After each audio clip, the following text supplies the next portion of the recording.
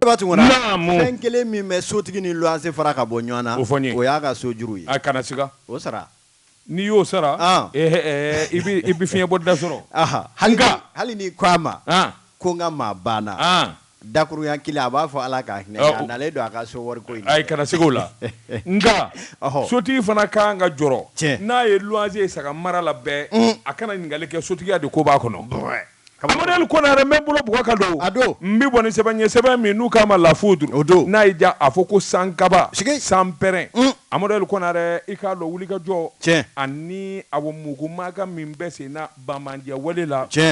Mali fantan 4 bɛɛ lajɛlen na Amadou Konare jamanadenw kan k'u hakili sigi ni ka jateminɛ kɛ tasuma min dalen d'u la ani kamanagan min b'u la o de kɛlen bɛ k'u bila nin wulikajɔ kura in na wulikajɔ in a kun dun tɛ dɔwɛrɛ ye jamanadenw ka siran faamaw ka siran maaw ja ka tigɛ o de la an bɛɛ ka to a la walima an sago bi sɔrɔ Bamaji u ka kɛwale kɛnb'o ye u k'o de ma ko kamikaze wale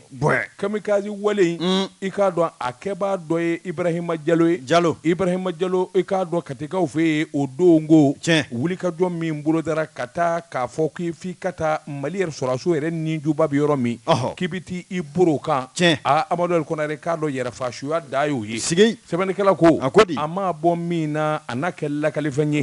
tarikiw ani diɲɛ maanabɔlaw olu n'a fɔ don dɔ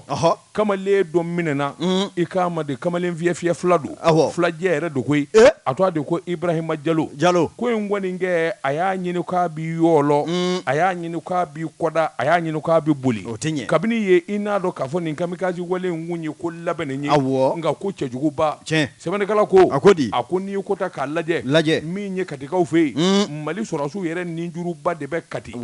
n'i ye Kati ta k'a lajɛ a lasagolen bɛ kulu ni ɲɔgɔn cɛ a bɛ Bamakɔ galakada la i ka wuli k'a fɔ i bɛ taa don nin sɔrɔdaso kuluba in na k'i bɛ nin ɲɔgɔn na tiɲɛni kɛ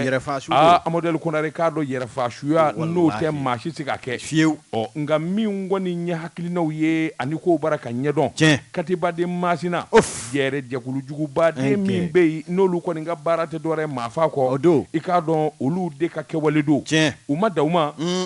sabula min ye kunnafoni caman ye o bara ka yɔlɔ i k'a dɔn kunnafoni di siraw fɛ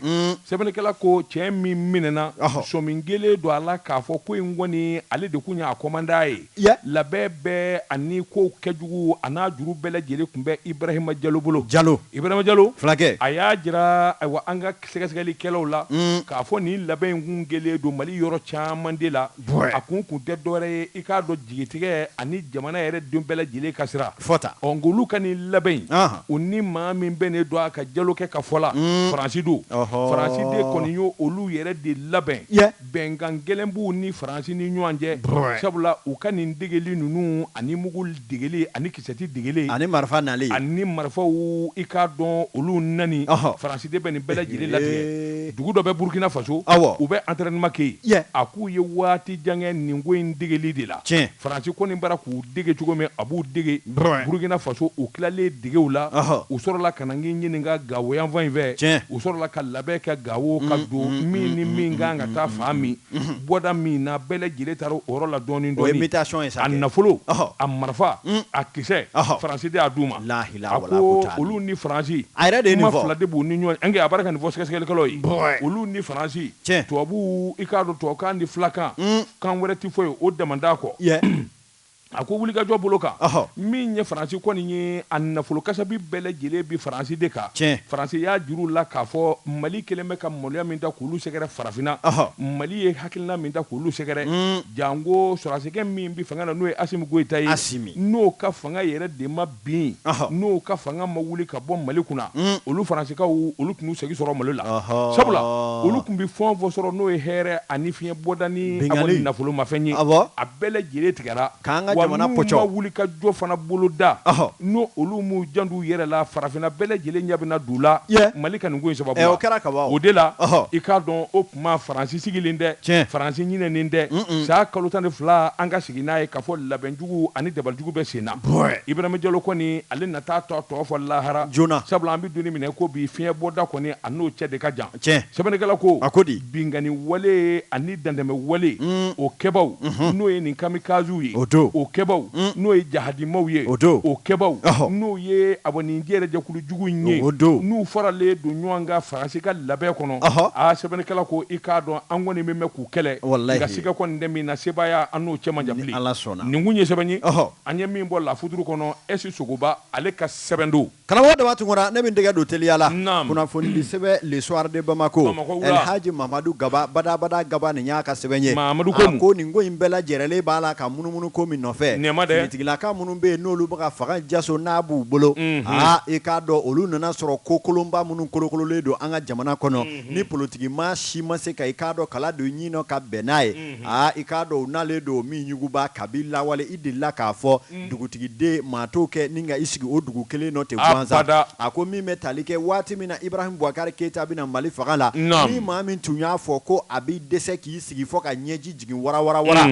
i k'a dɔn a donni kama o cɛ tun tɛ Manden masa ye nka sɛbɛnnikɛla ko i bɛ fɛn dɔ ye fana jan fɛ nka n'i nan'i sigi a kunna i k'a dɔn i bɛ fɛn wɛrɛ ye i k'a dɔn min cɛ ka jan ani fɔlɔ i ko jɛgɛjalan ni baji sɛbɛnnikɛla ko i k'a dɔn sɔrɔdasi minnu bɛ yen n'olu bɛ fanga na olu kɔni nalen kɛlen ka i k'a dɔn bɛnkan caman bɛ yen ani i k'a dɔn jamana pɔcɔli wulikajɔ minnu tun bɛ yen k'olu tiɲɛ ni k'o tigɛ petu a ko i k'a dɔn k'a fɔ o de kɛlen don gɛlɛyaba ye sɛbɛnnikɛla ko jɔnni bɛ da la min ye Faransi dugukolo duguma hali zira t'a jukɔrɔ i k'a ye k'a fɔ farafinna ani diɲɛ yɛrɛ kuru kara la sanuko la olu ye jɔyɔrɔ sabanan ye k'o sanu b'a la ka bɔ fan jumɛn nin bɛɛ lajɛlen de ye gɛlɛyaba ye min kɔni na i k'a dɔn a Faransi ani tubabu jamana caman bɛ yen u ka damanda de ye farafintigiw ye olu fana bɛna damanda de la anw fɛ yan i k'a dɔn o kuma n'i ko i b'o dagure olu da la i k'a dɔn fɔ n'u dɛsɛra n'o tɛ fɛɛrɛ ni dalu bɛɛ lajɛlen u b'a sigi sen kan walasa ka i ka fanga k'a sugusuguma ni k'a gɛn ka bɔ yen u ni minnu bɛ bɛn a la ni u n'olu b'i k'a dɔn dɔrɔn min tabali kelen na ka olu sigi aw ka jamana kunna u ka jɛ ni ka bɛnkan lankolonw tigɛ n'o dilan jamanadenw zumalen kɔ kan e bɛ bali min na hali karamɔgɔ Daba Tunkara e la dabala kari ko i b'a sɔrɔ u bɛ k'o kari feere e ɲɛnɛ ma sɛbɛnnikɛla ko nin ne kɛlen don gɛlɛyaba ye gɛlɛya min na i k'a dɔn Asimi sili fanga la bi ani fɛn bɛɛ lajɛlen ka gɛlɛn ninnu ni u jɛɲɔgɔnw ma o de kama min ye i k'a dɔn transition bɛna kuncɛ fɛn min na ni o ye i k'a dɔn kalata ye i k'a dɔn e ko kuma misɛnnin ma daminɛ ka ban wa jamanakuntigi n'o ye colonel Asimi Goita ko yala a bɛna se ka kɛ cɛbɔ ye jamana kalafili nataw la wa nin ɲininkali tɔ min de sɛmɛnne ka bin ni sisan maa caman y'a jira k'a fɔ ko n'i y'a sɔrɔ i k'a dɔn a transition kun ye i k'a dɔn sariya kalibi min sigi n'o ye charte ye k'o tun ye kuma jɛya k'a ba pasi k'a jira k'a fɔ colonel Asimi Goita tɛna se ka kɛ cɛbɔ ye jamana ɲamakala ta nata la nka min ye i k'a dɔn sariya kalafili sariya kura min bɔra n'o ye loi électorale karamɔgɔ Daba Tunkara ko o kɔni nana sigasiga de don maliden caman dusukun na dɛ sabula fɛn dɔw bɛ o kɔnɔ ani bayɛlɛma dɔw donna o kɔnɔ maa dɔw kɔni y'a jira k'a fɔ i k'a dɔn nin tɛ ko wɛrɛ ye koyi fɛɛrɛ bɛɛ lajɛlen de b'a la ka ɲini walasa i k'a dɔn transition mana kuncɛ colonel Asimi Goita a bɛ se ka kɛ cɛbɔ ye cogo min na ni ka fanga ta k'i sigi i k'a dɔn finitigiw k'u sigi ni marifa ye fanga kunna nin ye maa caman de ka jalaki ni sɔmi kuma ye olu kɔni bɛ ka min daminɛ k'a bi ni sisan sɛbɛnnikɛla ko n'i y'a ta ni k'a lajɛ maa min bɛ yen n'o ye nin funankɛnin ye n'o ye Asimi Goita maa caman b'a la ka bilasirali min kɛ yɔrɔ jan fɛ o de ye Amadu Tumani Ture Badabada ATT ale ye kɛwale min kɛ min ye san 1992 ale kɔni nana i k'a dɔn caman fanga kunna 91 ka taa bila 92 la san kelen o kuma a tilalen o la a y'a bila fasa ye ni k'a di politiki matarafabaw ma olu ka san dan kɛ san dan kɔfɛ ale de seginna tuguni ka na olu dɛsɛra ka gabakuru ta ka bila kogo min sanfɛ ka na a ta yekɛw ni k'a bila o sanfɛ ko yala ni Asimi y'a ta k'o ɲɔgɔnna ye o tɛna kɛ bɔda ɲuman ye ka tɛmɛ i k'a dɔn kow bɛ cogo min na a yɛrɛ ka sin k'i ganga k'a fɔ a bɛna kɛ cɛbɔ ye wa sɛbɛnnikɛla ko i k'a dɔn nin ye bilasirali ye nka min bɛ ka maaw gan o kamana a ko Mali kɔni ye jamana ɲɛmaa sɔrɔ kabi Mali kɛra Mali ye nka jamana ɲɛmaa min bɛ yen n'a bɛ k'i sigi i b'a fɔ heyi i b'a fɔ hayi i bɛ cu fɔ i bɛ ca fɔ a tɛ kuma a ka hakilina tɛ fɔ i k'a dɔn k'o de kɛlen colonel Asimi Goita ye a yɛrɛ ka kumabaliya in de kɛlen don ka maaw gan i kamana n'i y'a mɛn karisa ko tan a ko tan ne a ye dɔ de fɔ n'a ma fɛn fɔ yala mun ne bɛ Asimi yɛrɛ kɔnɔ i k'a dɔn kalata nataw la i k'a k'a dɔn maa si kelen tɛ kɛ Ala ye bi k'o dɔn bɛɛ lajɛlen b'a la ka i ka burunin ta k'o fiyɛ min bɛ taa min jimi sira fɛ o b'o fɔ nka Asimi yɛrɛ ka kumakan ma mɛn maa si fɛ hali aw kunnafonidilaw c'est l'un des sources concordantes walima les sources généralement bien introduites aw si tɛ ka se ka fɛn o kuma o de kɛlen don gɛlɛyaba ye nka maa minnu bɛ yen n'olu sɔmi ka jan n'olu hakili juru ka jan olu caman ko u bɛ min kɔni laɲini o ye n'a sera ka Amadu Tumani Ture ta ɲɔgɔnna kɛ i k'a dɔn k'o bɛna kɛ bɔda ɲuman ye wa bɛna kɔrɔta o la sabula min ye a sera ka jamanaden caman kɔni la wa kunkolo la sɔrɔ k'a kɛ ni i k'a dɔn wulikajɔ minnu b'a la ka kɛ armée la ani jamana yɛrɛ bɛ cɛkisɛya min nɔfɛ Mali ka kɛ Mali ye k'o wale ninnu sigi ni ka cɛnjala fɔ jɛma ye k'a dɔn an ka jamana y'an da ye kunnafoni filɛ an ye min bɔ le soir de Bamako kɔnɔ a ka bidon bɔli la Amadu El Konaré tɛmɛ ka bɔ yen o bɛ fɔ maanifin sigilen ɲɛna Amadu El Konaré n bɛ bɔ ni sɛbɛn ye sɛbɛn min n'o k'a ma annonce o don sɛbɛnfura nin y'a bolo ko siɲɛ 581 ye maa min ye sɛbɛnni in kɛ a tɔgɔ de ko Daadɔ Kamara Daadɔni ko muso a k'i k'a dɔn n'an ye kuma min fɔ a ka ca Ala fɛ tile a bɛ taa bɔ o yɔrɔ la jagi politiki ma ani politiki tɔn Mali kɔnɔ i k'a dɔn dɛsɛ ani kɔli ani kodɔnbaliya ani yɛrɛkun kelen Amadu El Konaré sa kalo 12 o b'o damanda de jira foyi ma politiki ma nege bɔ Maliden la Amadu El Konaré i k'a dɔn ka kodɔnbaliya ani awo yɛrɛsago kɛ sɛbɛnnikɛla ko Mali kɔnɔ parti politique min n'a to a sɛbɛnnen bɛ ministère de l'administration territoriale la n'i y'a jate parti politique 271 maa de sɔsɔlen b'a kɔnɔ dɛsɛ Amadu El Konaré k'a dɔn maa kalannen ani maa kɔdɔnnen nka ni maa o maa ko ni politique dulokiba don Amadu El Konaré i k'a dɔn ta kɛra fasa i ye duwakun dɛmɛnen i k'a dɔn k'a sɛrɛ i ye i ka da la danganiya politikimaw u ka kɔnɔsu kolenya an'u ka kodɔnbaliya ani mugu tɛ jamana yɛrɛ la ɲɛrɛkun kelen kɔ Amadu El Konaré u y'o da kɛnɛ ka tuguni a ko duwakun dɛmɛnen ministère de l'administration territoriale o ye tabale gosi i k'a dɔn jamana in tɛ jɔ maa si kɔ politikimaw aw de ka mankan ka ca aw de ka kɔrɔbɔli ka ca aw de ka kɔrɔfɔli yɛrɛ ka ca aw de ye fanga ɲinina ye fanga de ka di aw ye o kuma jamana bara ka taa dɔɔni jɛkulu dɔ sigira sen kan o ko min ma EJ ye jɛkulu ye min bɛ n'i wakili don ayiwa votew kɛcogo a labɛn ani vote yɛrɛ kan ka taa taabolo min fɛ waasa bɛɛ lajɛlen ka sɔn maa min mana taa ka kɛ masakɛ ye i k'a dɔn ɲaami ni awa kɛrɛfɛden min b'a la bɛɛ lajɛlen ka ban pewu o kuma bɛɛ lajɛlen ka na a ye na hakilina ye min ye a n'a ka taabolo ye min ye a bɛ min ni min nɔfɛ o ɲɛ ka fɔ Amadu El Konaré k'a dɔn kuma da ye nin ye dɛ ministre administration territoriale maa min n'u farala ɲɔgɔn kan a ye bɔ i kɔrɔfɔ bɔ k'a bin a ko a filɛ nin ye o EJ dun ye jɛkulu min ye a tilala a tilacogo i k'a dɔn parti politigiw maa 4 bɛ bɔ aw ka fan fɛ ka na sigi jɛkulu in kɔnɔ i k'a dɔn u da ka don jamana jɔkuma na hakilinaw ni taabolo minnu kan ka taa bɛɛ lajɛlen k'i hakili jagabɔ ɲɔgɔn fɛ o kuma a ye maa 4 tɔgɔ d'a ma an k'o ta nin parti politique 271 a kɛra Ala farankɛ dɔw wulila ka ɲɔgɔn ka dulokiba kan minɛ i tɛ taa e de bɛ taa aw tɛ bɔ a la aw tɛ k'a ye Amadu El Konaré k'a dɔn ka tile bɛɛ lajɛlen ban maa kelen de ye min sera ka hakili ɲuman sɔrɔ a y'a fɔ karisa ni karisa ka taa walima a y'a kɛ nin kɛcogo in na maa kelen tɛ nin jɛkulu in na min sera ka hakili ɲuman sɔrɔ politikimaw la jamana kama sɛbɛnnikɛla ko jamana kungo la yalima a ka kan wa bɛɛ lajɛlen ko ne yɛrɛ kelen Amadu El Konaré k'a dɔn o mana don diɲɛ fɛn o fɛn i b'a dɔn o ye fɛn tiɲɛnen a ko ka sɔrɔ ko ninnu ka nɔgɔ nɔgɔya da don parti politique dɔw faralen bɛ ɲɔgɔn kan kulu ni kulu misali politique kulu dɔ bɛ yen u k'a ma ko FSD olu ye parti politique ye minnu ni olu kun ye EPM ye minnu kun bɛ tereta minnu kun bɛ ka jamana mara olu de ni Ibrahim Boubacar Keïta a parti politique ka ca olu kun kan ka fara ɲɔgɔn kan k'a fɔ anw bɛ maa kelen di i ye tɔgɔ min fɔ o jɛkulu fana kun kan ka fɔ anw bɛ maa kelen di nka bɛɛ lajɛlen miiri bi i yɛrɛ kelen de la maa kɛmɛ maaw dun ye nin fɔ dɛ ko ni maa 4 min dilen parti politigiw ma k'a tɛ sɔrɔ cogo si la surasiw de bɛ diyagoya sa u b'u bolo sin dɔw de la k'olu ka na n'u yɛrɛ dama ma bɛn a la bon mais min fɛ yen walima e ka maa 4 fɔ an ye o la dɛ maa ladiri 4 fɔ parti politique ninnu na a tɛ non ni ko parti politique e b'a parti politique ni ko nga manani ta jamana kono mbo don ayi abi ta parti politique la parti mama be politique le i dati do ala blere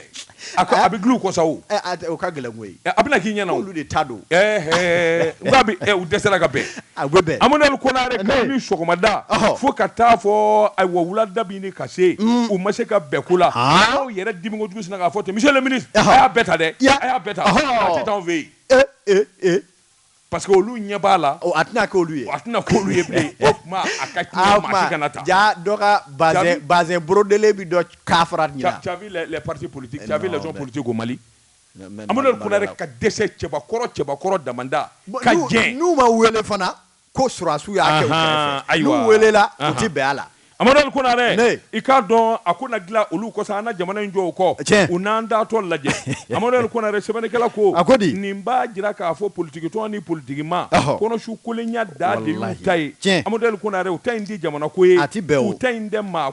ma ko nunu ndai yere ko de amadou kunare ne yere ba ku meni ndoina ma fenzoro fe madine ma ne kwa de ma fo amadou kunare ka do no te kokola o te kunyuma ko molutola halini anyesra be ma ore bulu fo olu de kana sisan sa ka fodoro ko parti politique be ko ku ka toko kelen di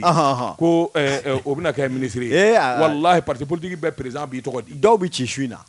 mais non mais ça c'est quoi c'est à chamamba depuis 92 ans amen ngoina e ma o de la ministre ubi ta ubi se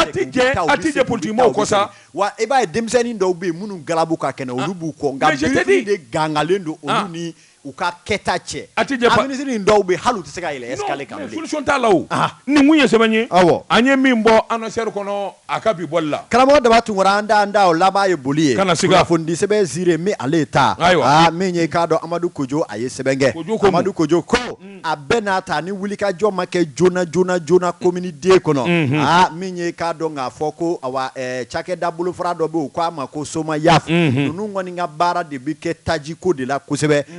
ku koni muka manjimba uta ikado yorodo sanikola kasingo dalala bela jerele deker pisima hali ne ye ferekela ye yorobu ka yorola tuka yorola le baliyema ubi salo ki bla kerefe sebeni kala ko ni ya me fanga bena nisi kwame ma yira me muskili bo parce que ka daka nafolo dasile mengu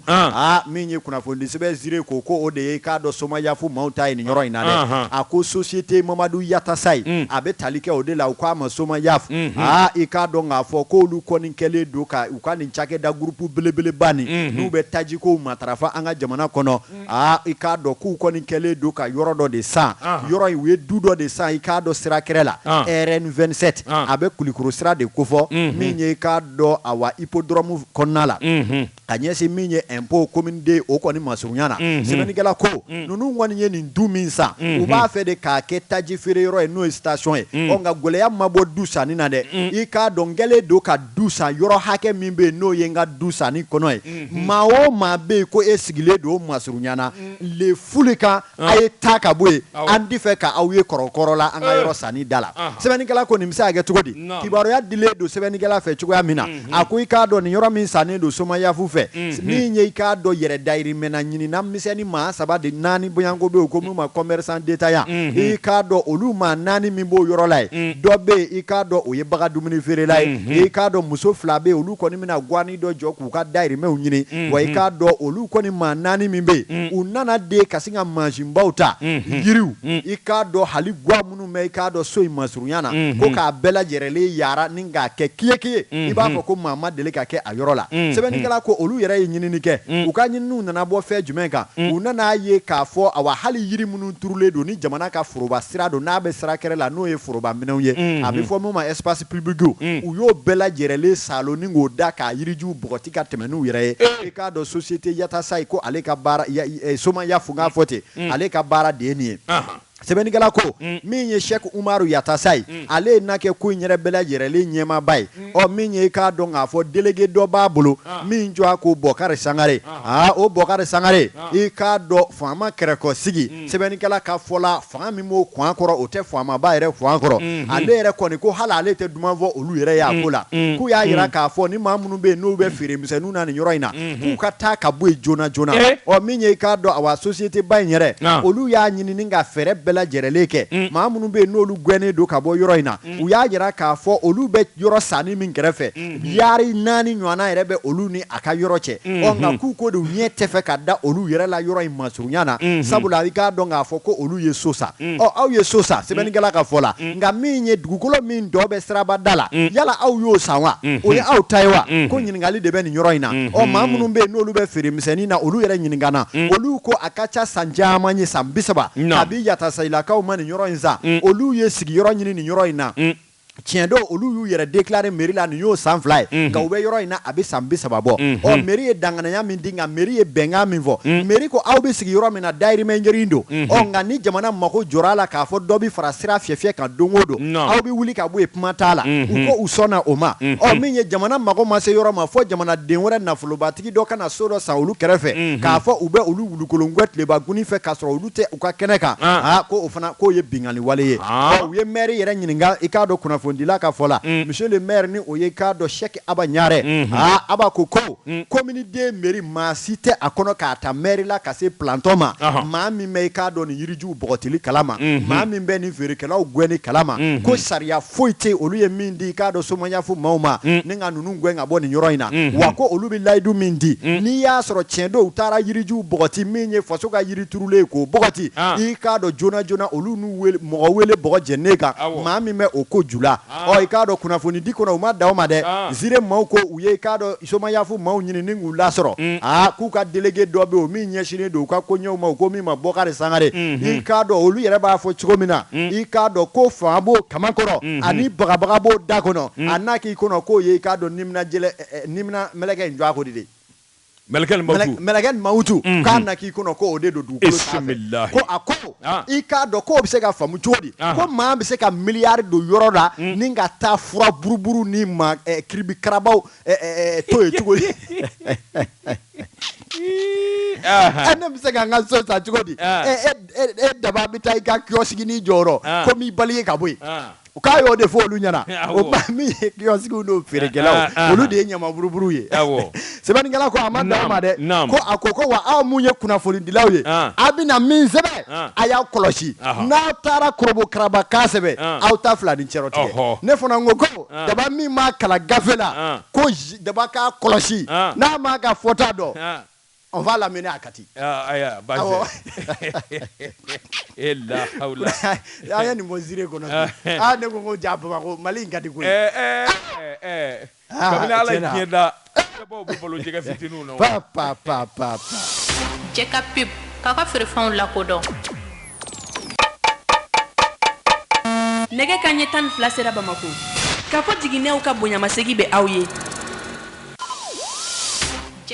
karamɔgɔ de b'a tungura bɔrɔ kɔnɔ bɛ di kokura Amadou Konare membolo buwaka do bi boni sɛbɛn min n'u k'a ma le démocrate ani le pays Amadou Konare sɛbɛn fura fila a bɛɛ lajɛlen bɛ kuma kelen fɔ a ti ɲɔgɔn na bɔgɔ ka don ɲɔgɔn na o bɛ bɛn Amadou Konare k'a dɔn tabale gosilen bɛ juraw i k'a dɔn mina taba ka bɔ jamana kɔnɔ k'a doni ka na Amadou Konare k'a dɔn mina ani feere kɛba ninnu bɛɛ lajɛlen faralen bɛ ɲɔgɔn ka jɛkulu la o min ma CMC CMC Conseil malien des chargeurs Amadou Konare i k'a dɔn min ye ɲɛmaasigi ye a bolo dalen don nka se ɲɛmaasigi ye ani fɔlɔ ta tɛ kelen ye sabula a la gɛlɛyaba fanba o tɛmɛnen bɛ Amadou Konare k'a dɔn jɛrɛjɛkulu kelen i k'a dɔn a ɲɛma kan ka ɲini sɛbɛnnikɛlaw ko min kɔni ye ba Kisimasila ye o kan bɔlen don a ɲɛmaya nɔfɛ sabula ɲɛmaya ɲini i k'a dɔn a bɛɛ darula dɔ de kofɔ a bɛ hakɛ dɔw de kofɔ sɛbɛnnikɛlaw ko ba Kisimasila n'i y'a ta k'a lajɛ a bɔ juraw ka yɔrɔ la jagokɛlaw mobilibatigiw ani transitaires ka yɔrɔ la jɔnni tɛ ba Kisima dɔn Amadou Konare i k'a dɔn bi ko m'a bila nin baara in na kabini san 2006 ba Kisimasila i k'a dɔn san 14 ale de secrétaire chargé des relations extérieures Amadou Konare k'a dɔn CMC kabini a sigi furadama ka n'a bila bi la maa t'a kɔnɔ ko dɔ ka tɛmɛ ba Kisima kan a ye baara caman kɛ ka wulikajɔ caman kɛ habada bureau min n'o tun bɛ yen n'o ye Usumalayi Babalayi Layi i k'a dɔn ayiwa a n'o ye baara kɛ ɲɔgɔn fɛ Amadu Ali Konare a donnama in kama o yɛrɛ b'i kanbɔ don min Ba Kisuma kun ye candidat ye nka wulikajɔ ani sigikafɔ la kuma nana k'u ni ɲɔgɔn cɛ a ko n jɛna n'a ye e ka tɛmɛ n'a ye o kuma min ye e dɛmɛni ye baara la n'a kɛ ni n yɛrɛ ka waati sera n'an kanbɔ Amadu Ali Konare o tabalen de gosira a ko n'i ye kota k'a lajɛ Ba Kisuma ka hakilina ye min ye n'ale kɔni kɛra ayiwa CMC a président ye a na wulikajɔ caman kɛ a ye dɔnniyaw ani hakilina kura minnu sɔrɔ a n'a ye baara kɔrɔ minnu kɛ nin bɛɛ lajɛlen bɛna fara ɲɔgɔn kan ka kɛ hakilina kura ye ka kɛ i k'a dɔn a bɔ bolomada kura ye min bɛ se ka to Mali jɔrɔw yɛrɛ i k'a dɔn ɲani ni sɛgɛn ani u bɛ degun min sɔrɔ taama na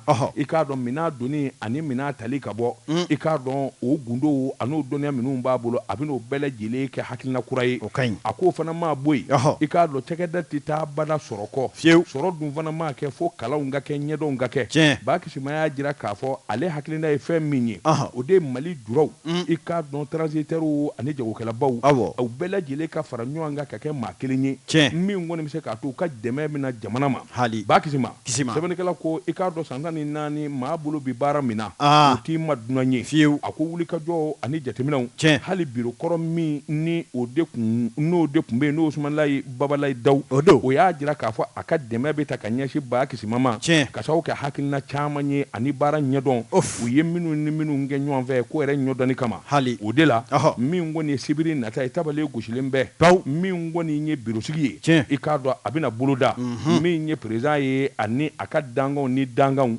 olu de bɛna taa sugandi sa i k'a dɔn jamana jɔrɔw fɛ Ba Kisuma kɔni ye candidat ye caman kɔni ka jate la i k'a dɔn awa ko in dɔnni ani ko yɛrɛ a bolo bi baara na a bɛ waati jan bɔ garijɛgɛ dumanba b'a la nin kun ye sɛbɛn ye an ye min bɔ le démocrate ani le pays kɔnɔ a ka bi bɔli la karamɔgɔ Daba Tunkara n'an tɛgɛ don tuguni kunnafoni sɛbɛn le pays Mamadu Jara a ye sɛbɛn kɛ Mamadu ko a bɛɛ n'a ta i k'a dɔn kojugu ti bɔ dugu la gansan a ko min ye ɲinan kiimɛnniw n'o ye i k'a dɔn san kuncɛ awa sɛgɛsɛgɛliw ni ɲɔgɔn dan minnu bɛ kɛ kalanko la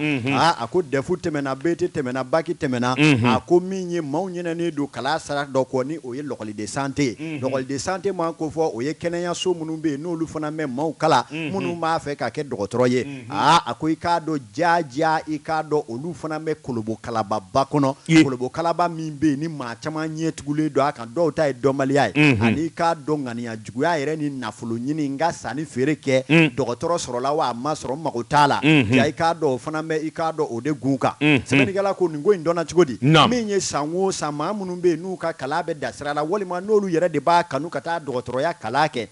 u bɛ t'u cɔ a sɛbɛn lɔgɔliso dɔ de la kalo o kalo walima san o san 260 u bɛ san 3 de kɛ o la i k'a dɔn wa u bɛ ɲɔgɔn tɛntɛn nka san 3nan walima e ka tila pewu k'i ka jɔnjɔ di i ma fɛn dɔ bɛ labɛn o ko min ma examen national o ye foroba kiimɛnni ye jamana cɔ a la min bɛ taa kɛ l'école de santé l'écoleden bɛɛ bɛ ɲɔgɔn sɔrɔ u bɛ taa o kiimɛnni ba kɛ ni e tɛmɛna o la sa i k'a dɔn min ye infirmière obstétricienne n'o ye IOT o diplôme bɛ di e ma walima infirmière walima i k'a dɔn a kalan bolofara wɛrɛ minnu bɛ yen i b'o diplôme sɔrɔ ka na i sen don dɔgɔtɔrɔya baara la duguma ɲafan fɛ sɛbɛnnikɛla ko ɲinan da in e ko fali ma ye sange kɔrɔ de k'a sabu kɛ mun ye jaaja lɔgɔliso camanba de bɛ yen minnu ye k'a dɔn nafolo ɲininaw ni mercenaires ni tɔnjɔw ni taɲininaw olu kɛlen don ka taa i k'a dɔn soni dɔw jɔ finɛndirinin dɔw la ni ka plakinin k'u la k'olu fana ye l'école de santé ye u bɛ denmansaw nɛgɛ i k'a dɔn publicité baw bi kɛ e bɛna i den de cɔ a sɛbɛ san fɔlɔ u b'a la passer san filanan u b'a la passer san sabanan a bɛna examen kɛyɔrɔ in na jamana bɛna a ye k'a fɔ lɔgɔliso min yɛrɛ bɛ yen ko e den b'o la k'o nalen examen na o lɔgɔli yɛrɛ tɛ Mali gafesi kɔnɔ c'est pas une école de santé reconnue au Mali. Sɛbɛnnikɛla ko jaaja nin bɛ san damadɔ bɔ u bɛ nin baara in na nka Guinée baara o baara n'i b'a la u bɛ sɔɔri sira dɔw kɛ a la walasa k'a kɔ dogo min ye i k'a dɔn minisiriso min yɛrɛ ɲɛsinnen don sanfɛ kalanso ma olu ka direction bolofara min bɛ yen olu de nana sa k'u makan suma u dɛsɛlen ninnu na haraba u bɛ nafolo ɲini na ni minisiriso k'u bɛ n'u ɲɛɲini yan fɛ u bɛ na u yɛrɛ mɛriw yan fɛ minisiriso fana y'i makan suma min ye i k'a dɔn examen baaraw yɛrɛ dayɛlɛlen ka sin ka sɛgɛsɛgɛlikɛlaw bila ka sin ka na don lɔgɔliso kilasi kelen o kelen kɔnɔ Fanda Jara nin lɔgɔliso in na i la lɔgɔliso tɛ sariya la kɛnɛma examen salle kɔnɔ Burama Jara i bɔra école de santé na i ka l'école de santé INF 16 a tɛ sariya kɔnɔ kɛnɛma examen dayɛlɛ don dɛ a lɔgɔliso fɛn o fɛn bɛ yen k'u coix tɛ gouvernement ko sariya t'u bolo k'a bɛɛ lɔgɔliden gɛn kelen ka bɔ i k'a dɔn salle kɔnɔ sɛbɛnnikɛla k'o yɔrɔ kɔni na i k'a dɔn k'a fɔ da wulila sonkala ma ye lɔgɔlidenw wulila ka fa bɛɛ lajɛlen kɛ senɔ ye min ye ministre kɔni ko u ye liste bɔ ni k'a da lɔgɔliso belebele 8 olu de taara ye minnu ye kalo yɛrɛ tigɛlen ye lɔgɔliden santé ya la u tɔgɔ bɛ yan lɔgɔliso fɔlɔ o ye i k'a dɔn k'a fɔ Institut national de formation croix rouge malienne a bakuruba la u ko INFCCRM a tɛ sariya la l'école de santé Kala de Bagineda SKB a tɛ sariya la l'école de santé Ba Aminata Dugure SBAD a tɛ sariya la l'école de formation des agents de santé EFAS a tɛ sariya la l'école de santé Bakari Diakité SBAC a tɛ sariya la l'école privée de santé de Fana EPSF a tɛ sariya la l'école de santé Mariam Diarra ESMD a tɛ sariya la l'école privée de santé Univers Santé EPSUS a tɛ sariya la e daba Mamutu n'a fɛn o fɛn muso ye ni lɔgɔliw kɛ ce sont pas des diplôme t'a bolo fu t'a bolo yede a ti examen national yɛrɛ kɛ kuma tɛ diplôme ka d'a ma voilà wari tiɲɛna 260 sigiyɔrɔma 3 sa kɔnɔ o ni a ye buruburunin mun kɛ don o don ka nin san dɛ misi ko an bɛ kuru la dɛ bulusi san dɛ sirɛngi san dɛ o t'a la l'argent jeté par la fenêtre eh bien bien sûr voilà mais Amadu Konare jamana in bɛ laban nin de la c'est-à-dire que kojugu ti bɔ dugu la gansan c'est ce qu'il faut voilà merci sɛbɛnnikɛla ko kabi kuma in kɛra maaw je jalaki fɔlɔ min bi o ye k'a fɔ mun de la minisiriso ye ninnu to u ka sa kuru kɛ examen salle kɔnɔ ka t'u gɛn kunnafonidilaw taara directeur national ɲininka o yɔrɔnin bɛɛ o ni a ka danga dɔ bɛ yen ko Na Tarawele olu ko san o san lɔgɔli tuma ta u bɛ nin kɛlɛ kɛ nka lɔgɔli privé i k'a dɔn sariyanda ninnu bɛ mun kɛ i k'a dɔn u bɛ premier cycle diplôme yamaruya de ɲini n'i ye premier cycle yamaruya di u ma u bɛ sin k'u t'o la ka so wɛrɛw de jɔ dɔrɔn ka sin ka supérieur n'o ye université k'aw durusi a la o kuma ka sin k'u dogo k'o kɛ mais ni ye examen waati ma se ni e daba ka lɔgɔliso dɔnnen don ko bɛɛ b'a dɔn sariya bɛɛ b'e bolo u bɛ t'u mɛri e mɛri la walima e ka ɲɛmaa dɔ mɛri la ka sin ka t'u ka lɔgɔlidenw jɔ a sɛbɛn État fɛ u bɛ examen national kɛ o réseau belebeleba u bɛ nafoloni ɲɔsi e fana na ka sɔrɔ ka tɛmɛ a tu comme clinique bɛ cogo min na sɛbɛnnikɛla ko kuma u y'u dɛsɛriw de la kolokotoco salo k'u taara ni ɲɔgɔnna kelen kɛ examen na u taara sɔrɔ lɔgɔliden ba caman de bɛ yen minnu bɛ nin situation na nka ka kɛ ni lɔgɔlidenw n'u somɔgɔw ma fɛn kɛ u y'u to yen u k'a kɛ san wɛrɛ ka tila ka lamɔriya di i k'a dɔn kalantigi ninnu ma a y'aw bila sariya kɔnɔ yanni san wɛrɛ cɛ u y'a kɛ tɛtɛw o kuma o fana y'u makan sɔrɔ ɲinan ka t'u gɛn o kuma denfaw sa olu de bɛ ka sabara don a lɔgɔlisotigiw denfaw kan k'u minɛ k'u don kaso de la u bɛ répondeur kan u bɛ ye o kunnafoni filɛ an bɛ min bɔ le pays kɔnɔ Amadu Konare an ka te karamɔgɔ Daba Tunkara hali bi bɛ fɛn min na o tɔ bɛɛ bala cogo bɛ de ko kura Amadu Konare n bɛ bɔ ni sɛbɛn ye sɛbɛn min n'u k'a ma l'informateur kunnafonitigi o ko di sɛbɛnfura nin y'a bolo ko siɲɛ 600 56 o don sɛbɛnnikɛbaa de ye Ibrahima Yatara u k'a ma ko Jack ko a ko wulikajɔ ani jateminɛ ni magan ma ta joona min ye ayiwa an ka entrepôt minnu bɛɛ i k'a dɔn n'o ye port de transitiw ye madame le ministre n'a mi hakili to a baarakɛlaw la u bɛ ka to durunare jɔkɔrɔji la sabula foyi den kelen de bilen min kɔni ye lafiya bɔda ye u bolo u ka sara donboloni ni dɛmɛ min bɛ ta k'u sɛgɛrɛ Amadu Konare a dɔw gɛnna ka b'o siso kɔnɔ ala ni sojuru i k'a dɔn ani awa furakɛli baliya kabako a ko min ye ayiwa Mali ka entrepôt minnu bɛ Benin Ghana ani n k'i ɲininka Mauritanie ani Laginɛ entrepôt baarakɛlaw kɔni u ta ye sɛgɛn ani ɲani da ye sabula min kɔni ye kɔfilɛ ye o dɛsɛlen don ka kɛ entrepôt baarakɛlaw la Mali to a la yalima directeur général des transports walima directeur des EMAS Dakar olu de b'a ju la wa olu de nɔ don wa sɛbɛnnikɛla ko a bɛ ni ka waati jan bɔ i k'a dɔn bɛnkan yɛrɛ kun kɛra koyi k'a fɔ min y'u ka sara ye a ka lajɛ u bɛ jamana minnu na jamana gwɛlɛnw don u bɛ jamana minnu na a jamana i k'a dɔn wari bɔta fanga ka bon kosɛbɛ a so sara yɛrɛ i k'a dɔn kuma tɛ olu kɔni u ye damakasi kɛ sa ni ka kuma caman fɔ jamana in dun bɛ donni minɛ ko bi min ye président Assimi Goïta tulo se ka donni na ayi ministre Madina tulo se ka donni na nka n'a dun man fɔ olu ye a tɛ ɲɛnabɔ sabula min ye entrepôt baarakɛla malidenw minnu bɛ nin cakɛdaw la Amadu Ali Konare i k'a dɔn a dɔw kɔni so luwanse wari karilen d'u kan na fo sotigiw yɛrɛ y'u gɛn a k'u ka minɛnw bɛɛ ta k'a bila kɛnɛma ni dun bɛ dunanya la wali jamana na a ko min ye subvention ye n'o ye dɛmɛ ye o de tun bɛ to ka bɔ Senegali i k'a dɔn entrepôt la ka ɲɛsin u ma o subvention yɛrɛ o dabilala a bɛ ne ka waati janbɔ kabako min ye sara yɛrɛ min fana bɛ d'u ma kalo o kalo Amadu Ali Konare ni min da ma sumaya wa hali n'o nana fana o tɛ boli kɛ sɛbɛnnikɛla ko min ye a caman ye u n'u ka du a n'u ka kɔlɛ de bɛ yen u sigilen bɛɛ Amadu Ali Konare a ko n'i ye ko ta k'a lajɛ ministre Madinɛ min ye Madinɛ Aba Sisɔkɔ ye madame Danbɛlɛ Madinɛ Sisɔkɔ muso dɔw min bɛ hinɛ n'a ye nin mɛn a bɛ sɔn ka tasuma wuli dɔw kɔni y'a jira sa k'a fɔ directeur général des transports ani directeur des EMAS Dakar olu yɛrɛ de bɛ ko in juba ju la yalima u birilen tɛ ninnu ka ɲɛtaa kan wa nin kun ye sɛbɛn ye an ye min bɔ l'informateur kɔnɔ kunnafonitigi kunnafoni tibalen kɔfɛ an bɛ taa kunnafoni sɛbɛn le nouveau réveil réveil maaw ko an ka taa Zanjɛbugu ale bɛ Buguni mara la min ye mɛlɛku ma ja badeni da gabafura a b'o bila a da o tɛ nkalon ye min baga jɔni nɔ i k'a dɔn a n'o fɔnɔ a ko min ye i k'a dɔn Zanjɛbugukaw ka maire kɔrɔ n'o ye Seydou Jara min bilar'o nɔ na Mamadu Kɔnɛ n'u ko a ma ko wuye ka taa se régisseur Isa Jara dungo juguya ni haraba i k'a dɔn an ka jɛ ka kokolo kolokolo n'u kɔni maa saba k'u minɛna k'u kɛ kaso la ŋami ala ni k'a dɔn dugukolo a harakugo juguya fɛ sɛbɛnnikɛla ka fɔ la mun bɛ ninnu ka minɛli ju la dɛ min ye i k'a dɔn jɛkulu dɔ bɛ yen k'a ma PCC olu de farala ɲɔgɔn kan nin waati na min ye septembre kalo tile 27 san 2022 min ye l'office central de lutte contre l'enrichissement illicite u k'a ma o clé ka sɛbɛn da u tulo kan k'a fɔ n'u mana Zanjɛbugu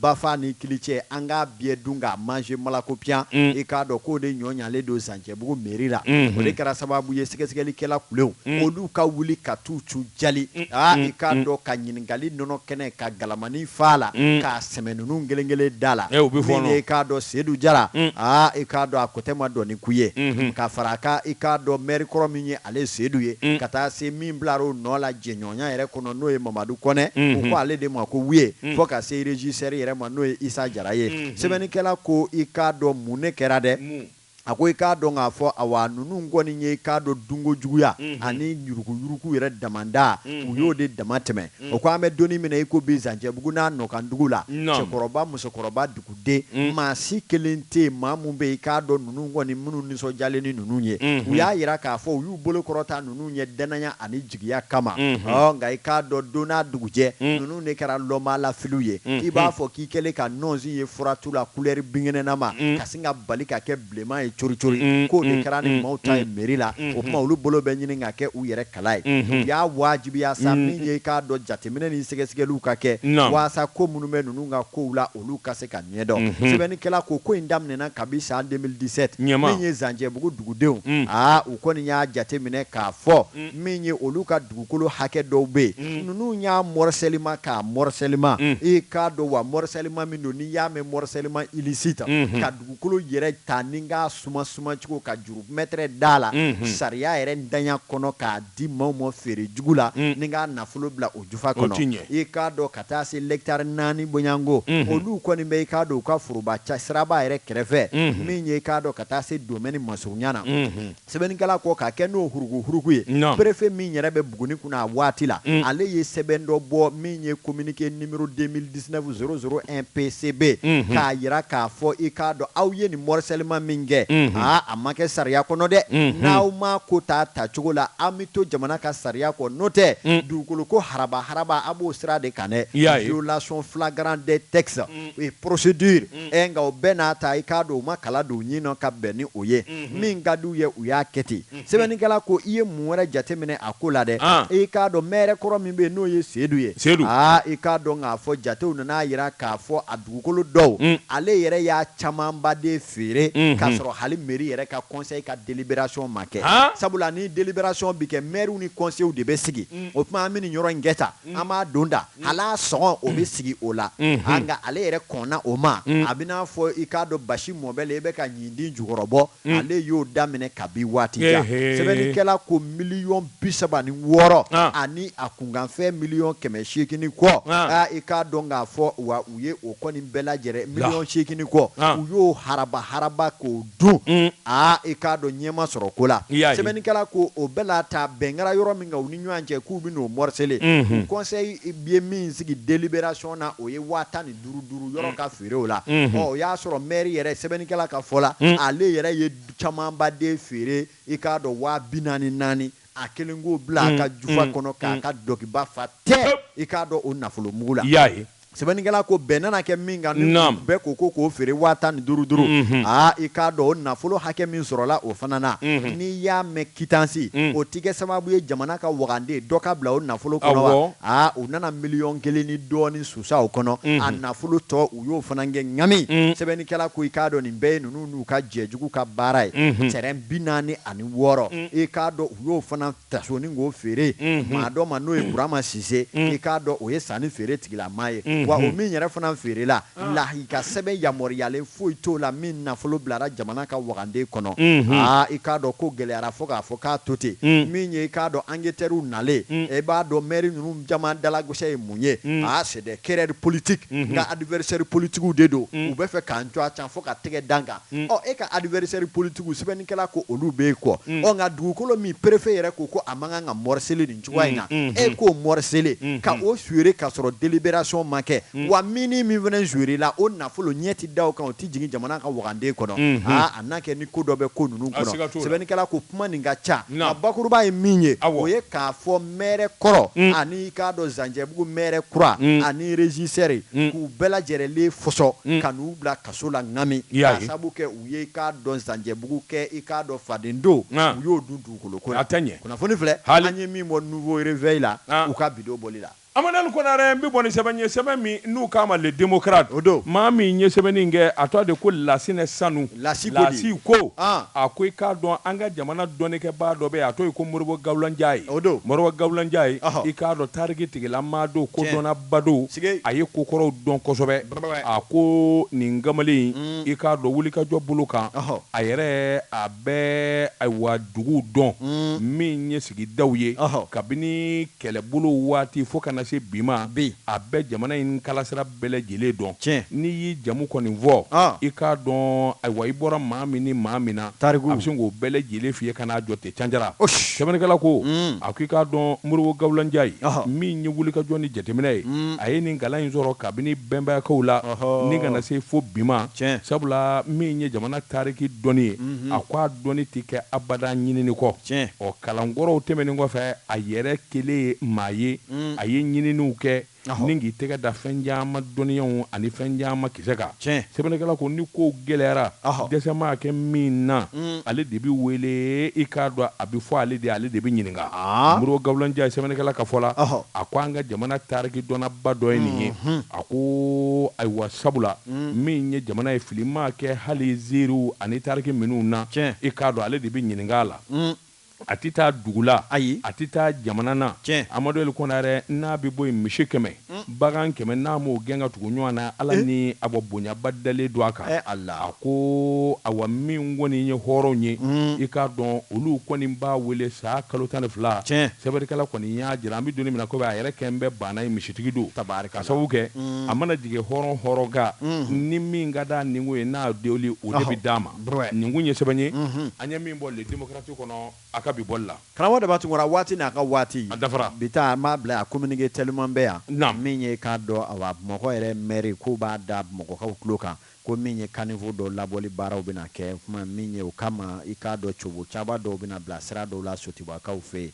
min ye k'a dɔn awa baara ninnu hukumu kɔnɔ sira kuraw kɔni ni déviation mina kɛ k'u b'a ɲini maaw fɛ u ka se k'o déviation ninnu matarafa min ye k'a dɔn awa Burama Daɲɔn ale fana ka san yɛlɛma k'o bilalen don utikalo tile 7 kan a bɛ kɛ fala kɔnɔ o bɛ kɛ joyilakaw olu fɛ k'u wele bilalen don bɛɛ lajɛlen ma o fana kɛnɛ kan kɔfɛ min ye k'a dɔn awa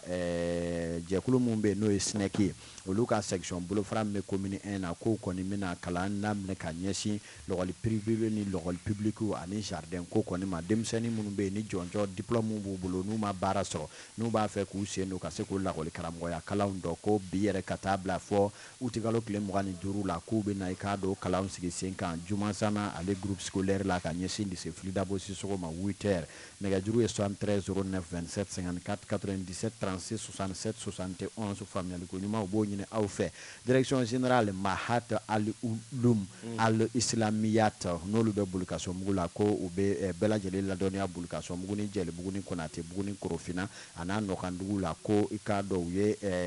vacances kɔnɔ kalanw kɔni n'o ye cours ye u y'o daminɛ kabi ntɛnɛndon n'o ye kalo tile 25 ye kunna sini o kuma k'u bɛ to sen na ntɛnɛn ani juma nɛgɛ kanɲɛ 8 waati o kuma a bɛna tile 45 kɛ maa minnu b'a fɛ k'u cogoya sɛbɛ u ka boli ka yen sɛgɛrɛ faamuyaliko ɲuman u b'o ɲini bɛɛ lajɛlen fɛ kibaruya ninnu na Amadu El Konarɛ an bɛ foli ani tanu ta ka ɲɛsin min ye dankɔrɔba ye i k'a dɔn o de ye Amadu Gindo Amadu Gindo ale ye poète ye a bɛ 3e quartier